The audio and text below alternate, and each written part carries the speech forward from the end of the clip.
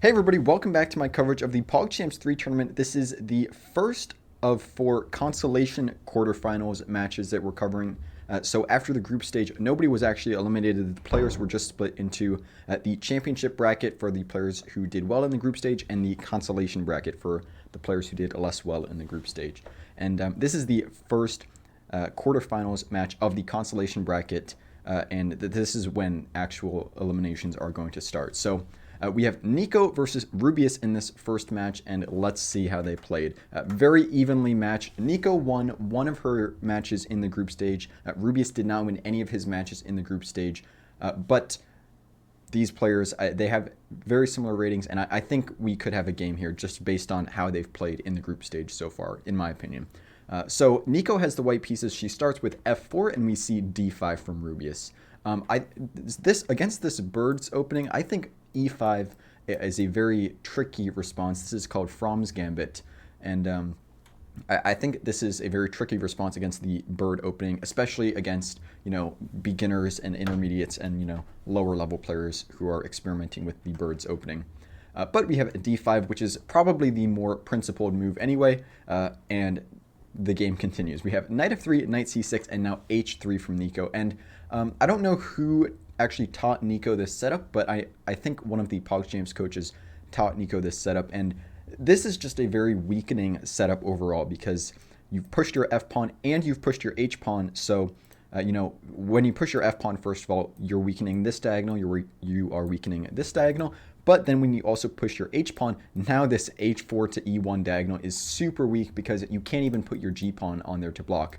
So here, black can get really tricky with now e5, which is a pawn sacrifice.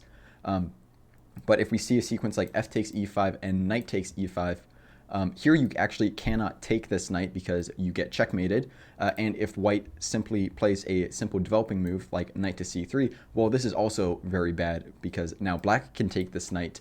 And you can't take back with the g-pawn because, once again, you get checkmated. So you have to take back with the e-pawn. And now black can still play this queen h4, and you have to play king e2 as white. And this is just not going to be good for white at all. So, yeah, you definitely have to be very careful when you're going for this setup, as it does create a lot of weaknesses, but we'll see if it works out. I mean, Rubius will have to punish Neeko for this, so we'll see if he does or if he doesn't. We have e6 from Rubius and now d3 from Neeko. Knight f6 from Rubius, continuing to develop, and now g4 from Neeko.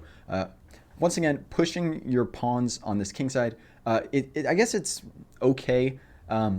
It's not the best because you still want to be developing and getting castled in the opening, but at least Neeko hasn't also committed kingside castling. So you can still castle queenside. So you've advanced every single one of your kingside pawns. You should better castle queenside in this game.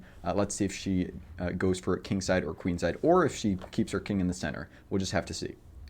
We have bishop d6 now from Rubius and bishop g2.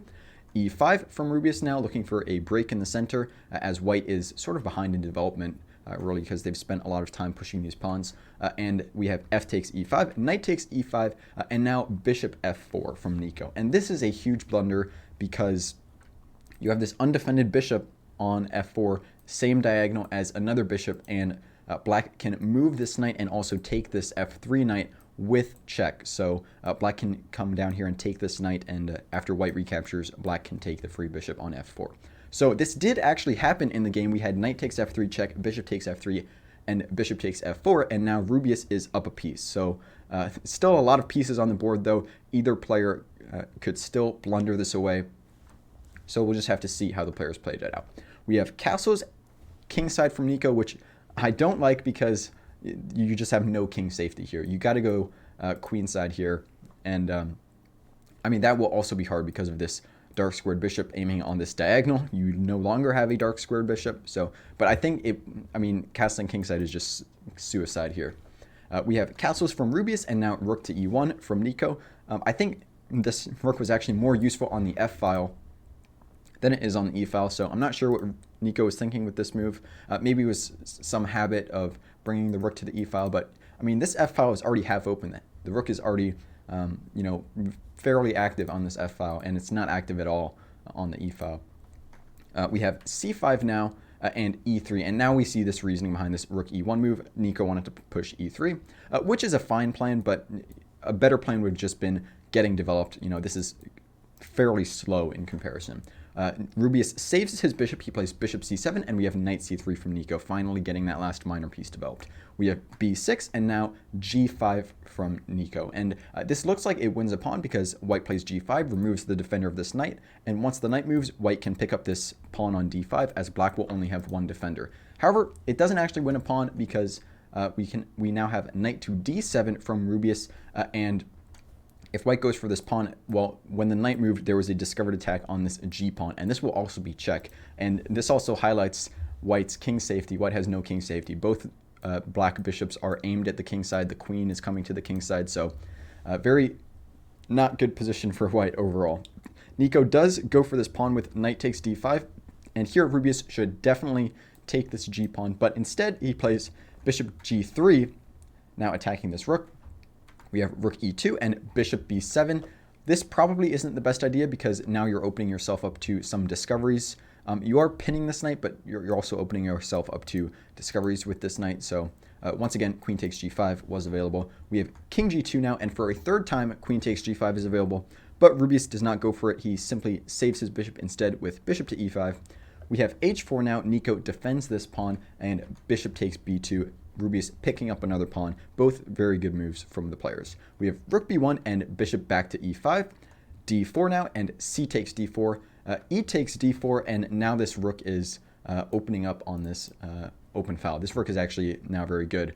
The main weakness of white's position is the very weak king safety, and also they're just down a piece. So, but black is very solid. There's no rush for black. This is still very winning for black, so let's see what both of the players do. We have bishop to c7, and this is actually a huge blunder. So here you have to play bishop d6, and you can't play bishop d7 or bishop c7 because of this move knight to e7 check. And this is a check on the king, and look at that, we have this discovered attack on the bishop. So since this bishop is undefended after the king moves to h8, now white can take this bishop on b7. But let's see if Neeko finds that move. So she actually does. She finds knight to e7 check, so congratulations to her. And here, Rubius must have not seen that this rook was defending this knight because he played queen takes e7, and yeah, this is not very good because it simply hangs the queen. So very unfortunate for Rubius. Neeko obviously sees that this queen is hanging. She plays rook takes e7, and I mean, here you got to save your bishop. You can either trade it or move it, but I mean, Rubius does neither of those. He plays f6, and now Neeko picks up this free bishop. So now Neeko is up a queen for a knight, so she is definitely going to be in the driver's seat here. Let's see if she can convert this. We have rook a to e8, and here's Neeko. You should definitely go for some more trades, or at least take this hanging knight. But Neeko does neither of those. She plays bishop d5 check first, which is okay because it is a check. We have king to h8, and now Neeko trades the rook. This knight was hanging, but the trade is totally fine too. We have bishop c6, and this forcing even more trades now, because even if you defend this knight, you can take it, and if you move the knight, then your rook drops since the knight is pinned. But Rubius moves his knight anyway. He plays knight to b8, and this simply drops the rook. We have bishop takes e8 from Neeko, f5 now, and queen to h5, f4, and queen to f7. Neeko going in for that back rank checkmate. We have f3 check and king takes f3, and here Rubius resigned. So, but there is nothing you can do. This is going to be a mate in 4 for white, even with the best defense, and black is just down too much material. So Neeko takes the first game in sort of a back and forth game, very back and forth, lots of blunders and missed wins from both sides. But yeah, Neeko takes the first game. Rubius will need to win the second game in order to take this match to a tiebreaker and avoid elimination. And let's see if he can do that. We'll just have to wait and find out. But yeah, I don't think I have anything else to say about this game or this match. So check out my PogChamps 3 playlist. It's up there. And check out my the next game of this match on the left side of the screen. And make sure you're subscribed so you don't miss out on all things chess. Like and subscribe. I love you guys. Stay awesome. I'll see you next time.